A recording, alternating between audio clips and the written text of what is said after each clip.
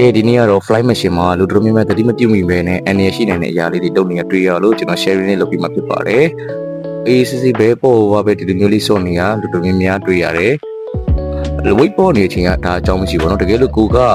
ဝိတ်3 match လို့ဆိုရင်အမှတစ်ချက်ကြည့်လိုက် petroleum meter ရဲ့ shooter joint မှာဆက်ထားတဲ့အရုပ်ကလေးတွေကဘာဖြစ်နေလဲတင်းနေတယ်ပေါ့နော်ကျွန်တော်တို့အဲ့လိုမျိုးအနေကင်းကင်းနဲ့ကျွန်တော်ဘယ်လိုမျိုးစောမလဲ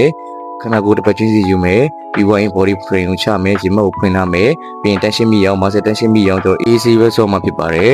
ပြီးဝိုင်းရင်တော်တော်များများကဥပမာကိုက weight ကများလားနေလားကိုကမသိသေးဘူးအဲ့ဒီမှာပါတယ်လုံးတက်ကြလဲဆိုတော့ရုတ်တရက်ဒီဆက်ကိုပြန်ချတတာတွေ့ရတယ်အဲ့ဒီမှာကျွန်တော်ခုနပြောသူမျိုးပဲပေါ့နော်ဒီအယုတ်ကလေးတွေကအနာတရဖြစ်သွားနေရရှိတယ် shoulder injury ဖြစ်သွားနေရရှိတယ်အဲ့တော့ကျွန်တော် AC ပဲတစ်ပတ်ချင်းစီယူမယ် weight ကိုချိန်တဲ့လောက်လဲသုံးပြီးစောလို့ရတယ်ပေါ့နော် weight တိုးမလား weight နည်းမလားကျွန်တော် energy နဲ့ဒီလိုပုံစံလေးစောလို့ရပါတယ်စောတဲ့အချိန်မှာလည်း muscle tension မိအောင် AC ပဲစောမှာဖြစ်ပါတယ်ခင်ဗျာကျွန်တော်ပြပြခဲ့တဲ့အတိုင်းပဲဒီနည်းလေးနဲ့မိတ်ဆွေတို့ energy လေးစောလို့ရပါတယ်နောက်တဲ့ဗီဒီယိုတွေမှာထပ်ပြီးမှဖြစ်ပါတယ်အားလုံးပဲကျေးဇူးအများကြီးတင်ပါတယ်ခင်ဗျာဘိုင်